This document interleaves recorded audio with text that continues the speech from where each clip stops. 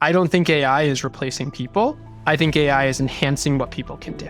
I'm not saying eventually it's not going to, but today I haven't seen the AI be strong enough to replace people, but it can absolutely enhance what someone can do and the impact someone can make. And I think people should be leveraging that.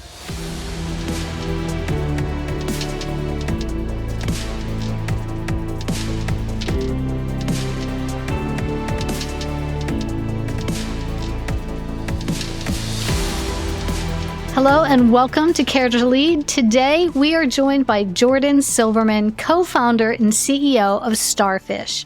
Jordan has spent the last 15 years working with small businesses, and he's committed to providing tools that boost profitability and aid small business growth. Today we are really excited because Jordan is here to join us for a conversation about how AI is disrupting industry and what we can do about it. Jordan, welcome. It is such a pleasure to have you here. Cynthia, great to be chatting again. I'm excited to be here. Yeah, you have such an impressive background and you started your business. You've been working with startups. Can you share a pivotal moment or experience from your early entrepreneurial journey that significantly kind of shaped your approach to business? Yes, absolutely. So I actually started my first business when I was in college a long time ago. And I think that's what really helped shape my business journey. I realized two things. Number one, doing a startup is not easy and it's so much more work, but it doesn't feel like work. And I think what I realized was when I was running my first business, I had a lot of friends that were going out, hanging out, and I was working. And honestly, I was so happy to be working because it didn't feel like work. I was actually loving what I was doing. And I think now that I'm running my own business again, I'm really experiencing that for a second time, which feels great, where I don't mind working at nights, don't mind working on weekends. It doesn't feel like work. And I think that's one of the pivotal things that I learned on my first was it's so much harder and it's so much more work, but it doesn't always feel like work. Yeah, I find it interesting as an entrepreneur myself. You can get a lot of people that work with you and for you, but no one is as invested in your business as you are. So they may enjoy it. They may do a lot of great things, but like that pure enjoyment of 60 hours a week that you're putting in, that's all you. Could not agree more. And I think one of the things as you build your startup is those early employees need to be bought in, not to the same 100% you are, but as close to that as possible. They need to be people that understand it's going to be a roller coaster of ups and downs. And that's what it's all about, the journey and learning. And you learn so much more when you're building your own company than working for someone else. Well, I'll tell you, I've been doing this for about 14 years now. And I just like 2 years ago, maybe a year, 2 years, have gotten a team that is absolutely like, they're so good. And I've never had that before. I've had people that did a little bit and just weren't really invested. This team cares literally, I think, as much as I do. So I'm really fortunate right now. So Starfish, your company, is designed to help small businesses understand and lower their cost. I probably should stay away from you because the spending is just astronomical in a business, right? Can you provide more insights on how your software works and how it benefits small business owners? And when you say small business owners, I'd like to know the size of company that's best.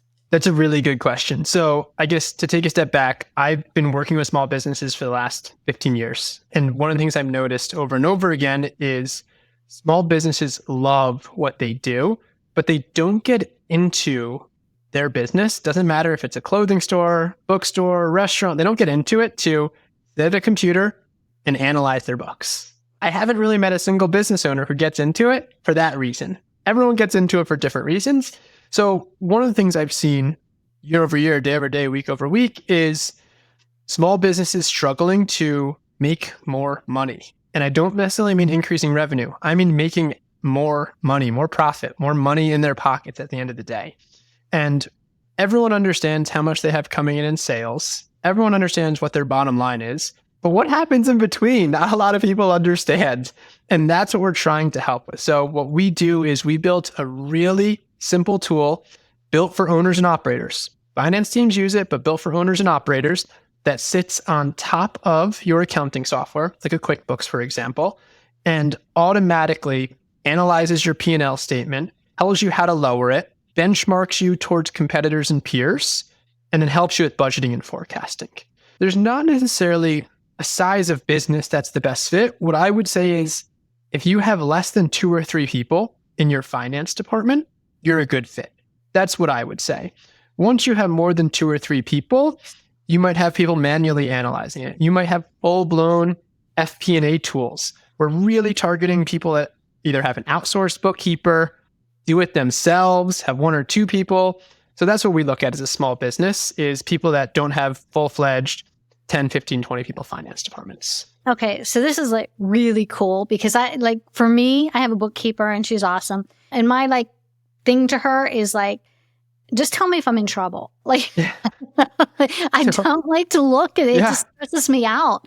Yeah. I like to look at that bottom line, that gross income, but all that other stuff, it freaks me out. So something like what you do would be phenomenal. And I have a husband also who's an ophthalmologist, and he has 35 employees, and there's a lot of moving parts. And I know he doesn't have someone analyzing that day to day. There's probably a gazillion ways that he could improve and cut costs, but I'm always afraid to ask what those things might be because I might be gonna have to say no to something. And I think that's when I was running my first business, I had an amazing bookkeeper, and he was really good at doing my books and filing my taxes. And this was me being a naive first-time young founder. I had no idea that analyzing books was a thing. And nobody did it. And our expenses just got way too high for what our revenue was. So that's what we're trying to fix is we're not here to replace a great bookkeeper because we're not here to reconcile your books. We're here to analyze the books because it's not really the bookkeeper's job. The bookkeeper's job is to make sure that your P&L and your balance sheet and cash flow all are correct. So is this all done through a software program? I'm assuming there's not people behind the scenes doing this analysis. This is a program. Great question. Yes. So this is a B2B SaaS software program. So it is software you log on. It's not something you download. It's all on the browser or your phone. You download it and you are able to use it anywhere, anytime. We sync with your accounting software every night. And the way it works is we sync every night. And then every day you get an email in your inbox with 1, 2, 3 tasks of what the software noticed of how you can actually lower those costs based on what we've seen. It'd probably break your software. Just I spend so much money. I've got to stop doing that. So we're going to have to talk. I like that. That sounds great. We'll offline. Yeah, right. In your article, we were talking a little bit about AI. Mm-hmm. And I liked how you said your first introduction with AI, you just started using it in everyday life. What kind of toothbrush should I buy?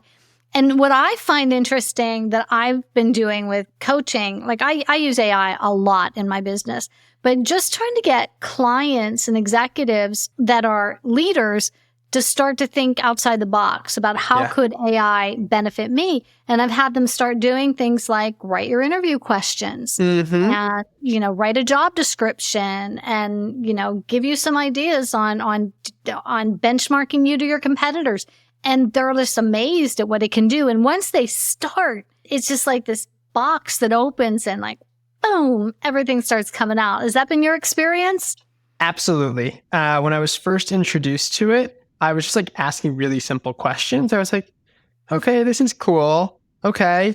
And then it just started saving me time. Instead of Googling something and reading 10 articles and tabbing it out on my computer, I just asked the question and it gave me reviews and feedback of what I needed. So I have the totally same first impression as you, where it's okay, this is kind of cool the first time I used it. Then I was whoa, this is actually really helpful. And it's just about dipping your toes in. Yeah, I literally get up in the morning and I'm like, good morning, chat. How are you doing? To become friends because I use it. I know. Yeah, no. And I think for me, one of the things was I get bad, I'm trying to be better about writing blog posts, and I get bad writer's block. And it's not even writing the article or the blog post that's the struggle. It's coming up with ideas. So I'm not saying go use ChatGPT to write your blogs for you, but I use it as I want to write a blog on this topic. Can you give me 10 title ideas? And the title idea is all I need. And then I can run with it. So it helps me with even small things like that, where it just like unlocks something and says, okay, now I know what I'm supposed to do. Yeah, I like it for that. And also after I write like a newsletter article or something, I'll look at it and then I'll pop what I've written into ChatGPT and I'll say, okay, where could I be more clear in here? Yep. And usually there's several places where it finds that I could be more clear. And it just helps tweak your writing. I used to use a program called Hemingway, which, talks about the grade level and passive sentences and everything. But ChatGPT for me, it just gives more clarity. And for leaders, I have people, I'll say, run your email. If you're going to send an email to another executive, write that email. And then before you hit send, paste it in your ChatGPT and say, this is the message I'm trying to deliver. I love that. What could be better about it? And it just comes back so much more eloquently than we might have said it in our heat of the moment anger or whatever. I was listening to a podcast earlier this week about AI, and the speaker was giving ways that he uses ChatGPT and other AI systems. And he said one of the things he does is like, and I'm the same way, is like when I have an idea, I just like type it out. And it's just like a brain dump. Like it's jibber jabber. It makes no sense at all. And I just like slowly build up a Word doc of those kinds of things. So he was like, what I do is I take all of those raw thoughts, I put it into ChatGPT and I say, summarize it for me. So we're a startup. We're planning our 2024. How do we go to market? How do we get more sales? What kind of programs on the marketing side should we run? I just have like a couple pages of docs of a document that like has all these raw thoughts. So like, let me try this. Copy and paste it into ChatGPT. And I said, can you summarize this for me? A, just a general summary. Then B, is like a funnel analysis for go to market, for sales and marketing. It did such a good job, like so much better than I could have possibly done. And it was so nice because it saves me hours just in that one little simple task. And I think it's getting better. Like it used to be very limited on how much you could actually paste into it. Totally. It seems to be getting better. Now, you also mentioned Stylo as a tool that can benefit small businesses. Now, I freely admit I'm not familiar with that at all. Can you elaborate on that? Absolutely. So when you're running, and again, I've spent my whole career in B2B SaaS. So when you're running a B2B software team, company, customer service is a huge part. And I can't tell you how many times you get the question of, how do I reset my password? How do I do really simple tasks? And what a tool like Stylo does is it integrates with your customer support program, your customer support product, like a Zendesk, for example, and it will actually automatically tell your reps what to say based on what it's learned from your history of tickets. Cool. So something like that, where small businesses, software companies spend so much time and effort on customer support. This is something that can make it better, faster, and cheaper. And it sounds, I might be misinterpreting what you're saying, but it also sounds like if you're a company and you're using a product like Stylo to interpret some of this stuff, could you use that data also to say, what's another product that we could create for this audience based on what you know? Yeah, you're spot on, Cynthia. So so when I was at Markeman, my previous company, what we were using Stylo for was Zendesk was it analyzed what our top questions were. And then we could work with our product and development teams to improve those flows because that's what's breaking. That's what customers need help with. And we can actually analyze what they're saying in terms of quantitative. And that's huge. So you're totally correct on that.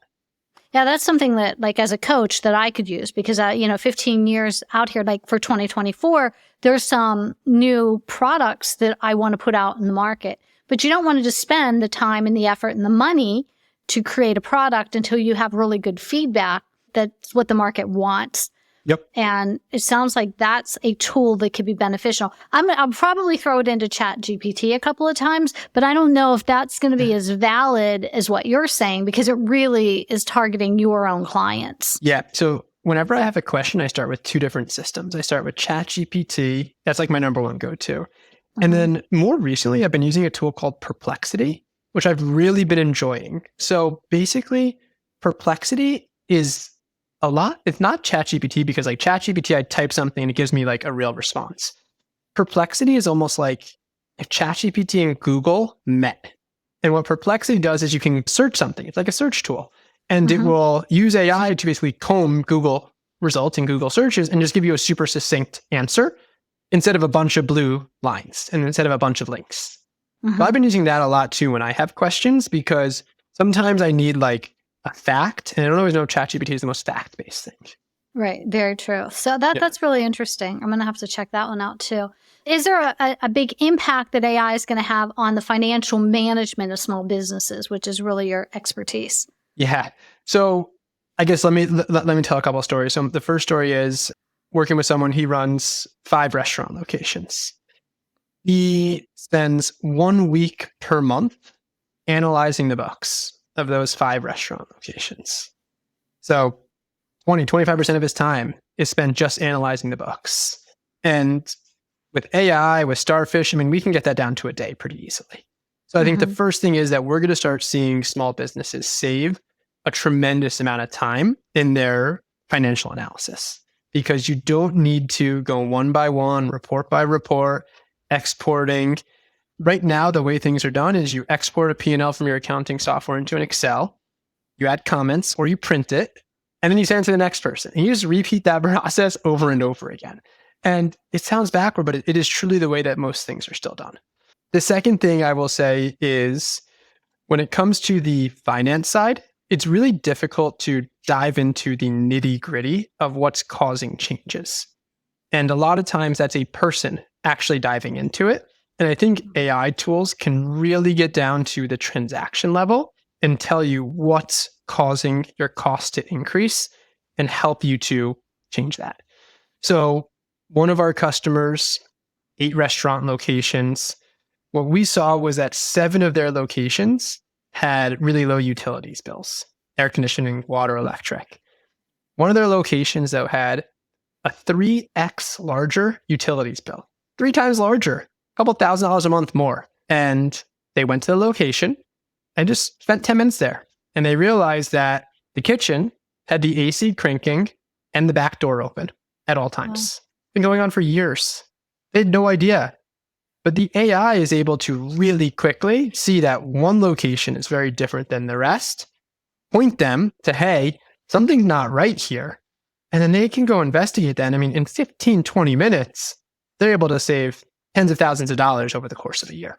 That is super, super cool. So as you're integrating AI into your company and you're trying to encourage small businesses to embrace it, what kind of strategies do you use to demystify it all and make it accessible for people that aren't necessarily tech savvy?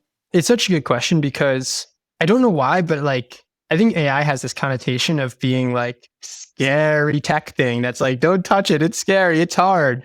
And it couldn't be simpler. But I still think people think that it's really hard.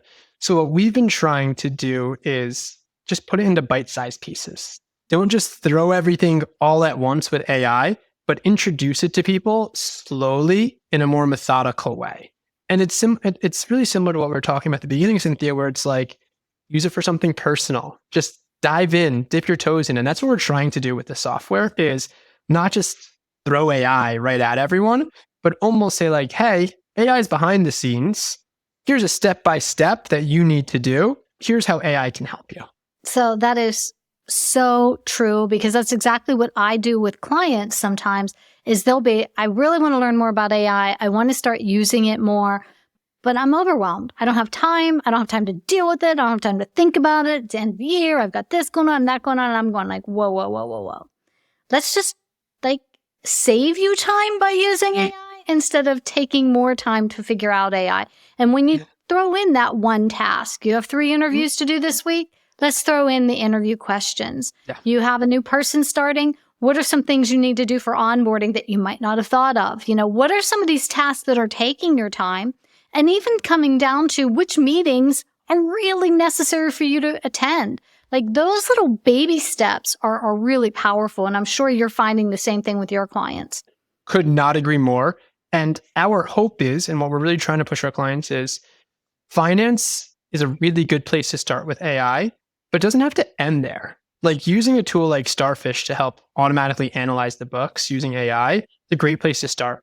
But there's absolutely no reason why you shouldn't be using ChatGPT for your marketing, for your loyalty programs. There's no reason why you can't take AI as a whole and different programs that have AI as part of them to enhance the overall organization. Right now, I don't think AI is replacing people. I think AI is enhancing what people can do. I'm not saying eventually it's not going to, but today I haven't seen the AI be strong enough to replace people, but it can absolutely enhance what someone can do and the impact someone can make. And I think people should be leveraging that, not be scared of I it. think so too. It's opening opportunity that wasn't there. So instead of being afraid of like, is AI going to take something away from me? Look at all the opportunity that AI is actually bringing to you. And on that note, it also introduces some ethical considerations into some different industries. And with Starfish being in the financial industries, what ethical considerations do you see there, and how are you addressing those concerns? It's such a good question. ChatGPT has been around for 1 year. We are so at the infancy of what AI will be for us. So in terms of ethical considerations, there's going to be a lot. I think from the Starfish side, what we really try to stress is these are suggestions. We are not a tax attorney. We are not a CPA. These are suggestions that you can take action on, but we are not guaranteeing that something's going to work. We are just trying to point you in the right direction, and we are trying to make strategic insights to help you run a better business. But this is not a substitute for having good customer service, having a good product, not spending money for the sake of spending money, right? Like that is not what this is for. This is just, and I see you smiling at that. Yeah, that's me. So funny. For us, the ethical side is just like, we are here to make suggestions, not run your business, not take advice blindly, just like the rest of everything. Well, that's true for me too. If I tell an executive, write your email, then put it into ChatGPT, don't put trade secrets into ChatGPT. Exactly. We don't know where that's going. Have common sense when using it. But, it's a valuable tool. We just can't, you got to be an executive because you're smart. So don't just go down that path without using common sense. When you're using ChatGPT, prompting actually matters. What you type into a tool like ChatGPT, Perplexity, any other system actually impacts the results you're going to get back. One of the first times I used ChatGPT, I put in this terrible prompt. I got back an answer. I'm like, this is great. I asked for references, and it gave me hyperlinks. I sent it out to someone. They emailed me back and said, hey, all the URLs are broken. That was my first learning lesson. Just made it up. That was my first learning lesson, right? It was just just like people, ChatGPT made something up, just like people make things up. It's not any different. It was a really good learning lesson for me of just this is here to enhance work, not replace work right now. Yeah, 100%. I learned that. I have a book coming out in about 6-8 weeks. Awesome. And really early in the process of writing, doing all this research, I'm throwing stuff into ChatGPT and comes back with a bunch of stuff, and I started checking it and it wasn't right. So I went back in and I asked ChatGPT, and I go where did you get this? And it goes, oh, you wanted accurate stuff. No, right? Yeah, I just had no idea of that. So what can small businesses do to ensure the accuracy? Just double check. And what about copyright stuff? Yeah, it's a great question. So I remember I was using ChatGPT, DALL-E, Midjourney, some image tools for logo and image generation. And it was totally fine with me because I was just using it for social media and that kind of thing. But first thing is, I would not recommend using it for a logo if you want to trademark or copyright or anything like that. Been very clear, AI cannot be trademarked, copyrighted, etc. So first thing is you need to be careful with that. And the second thing, as you said, is just double check everything.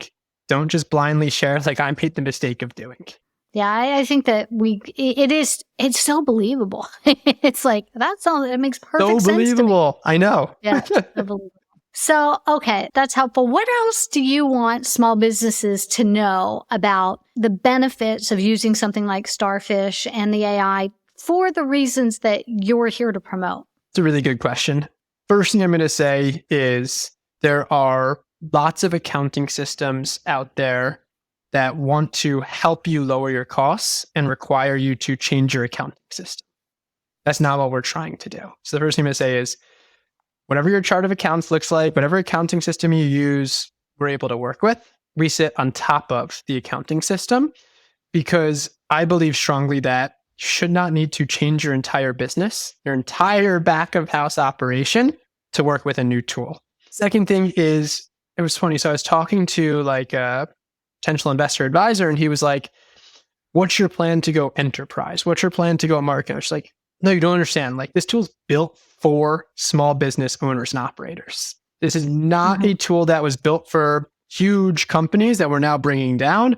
We're building this specifically for owners and operators, people who find QuickBooks confusing, people who struggle with running a NetSuite report. And like, there's nothing wrong with that. I'm one of them. Like, I use QuickBooks for my businesses, and like, it's hard. I now don't do any of my analysis in QuickBooks.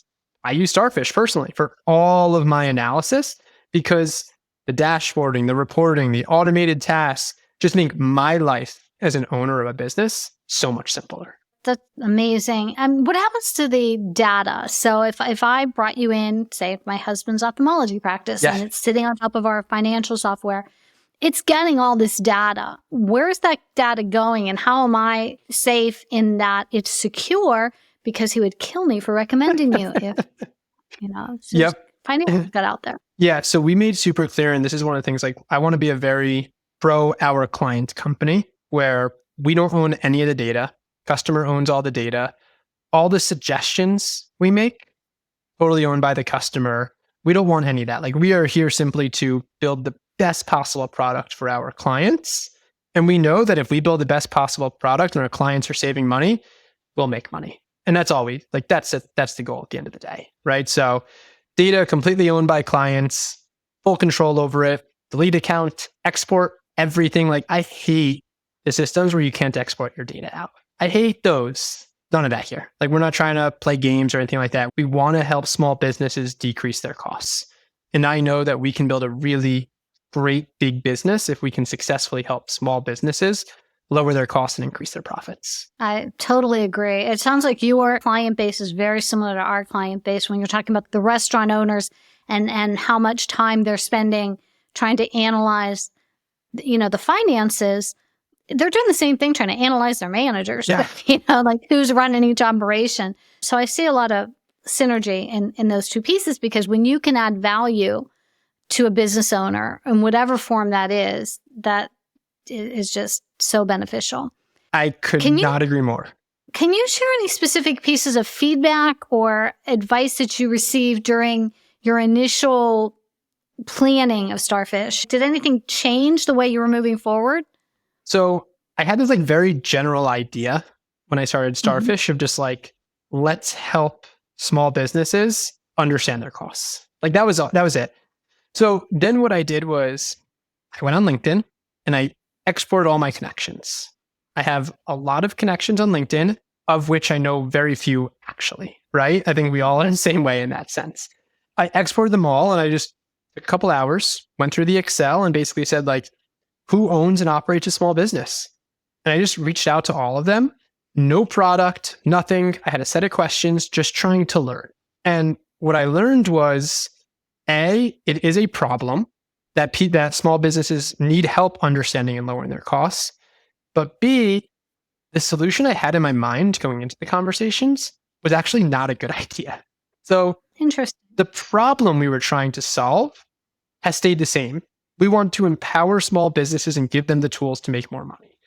But the way we go about solving that has actually changed dramatically from when we first started to where we are now. And I have a feeling that we'll have to continue to change and get better at that. But at the back, we're always going to be the same of helping small businesses make more money through software. So that process, you downloaded into the Excel spreadsheet and then you went through to find out who. Would that program you talked about earlier, Perplexity, change the way you would do that today? Or would it still be the same? I think it would still be the same, only because I don't think there's an AI way of having like actual conversations. And like, you have conversations. Well, I just meant identifying who has the small businesses, identifying the right people to reach out to. Yes, it totally could have. Yes, something like that totally could have. But you know this, at the end of the day, what I really want to do is ask a question, hear and see their response, and then dig into their response really, right? It's not about the initial question, it's about the dig in of why they're saying what they are. Right. That's just what I was saying in the beginning. Like, how do you know what products to roll out in 2024 unless you can talk to people that need those products or that, 'cause we always think what we're going to put out there is exactly what they need, but we're not always right. Yeah. And it's all about like getting feedback before you really start building, before you truly go to market. And then you had mentioned the importance of taking cold calls seriously and how one call actually led you to implementing a tool that saved your team hours of work. So tell me about that. So preface, I've always been a salesperson. I think we're all salespeople. And I think anyone that doesn't think they're a salesperson is wrong. We're all selling people, whether we're selling a product, a company, a software, ourselves, we're always selling something. So being a salesperson, I always like to give salespeople the chance. And 99% of the time, it's not a fit for us, right? I mean, I'm getting so many LinkedIn DMs with people and I always take a look, but a lot of times it's not for me. But I had this one company called TextPlays reach out, and what we were doing was I was running a customer success organization at the time, and we were just sending the same help articles, the same videos over and over again. And it's called a text expander. Basically, what you can do is you can type in a little text shortcut, and it automatically puts anything you want there. A link, a full paragraph, a cold email, anything. I mean, I'm still using the tool today in Starfish. It's like me as CEO, I'm still using the tool every day at Starfish because I still find myself sending the same links, the same emails, same answers.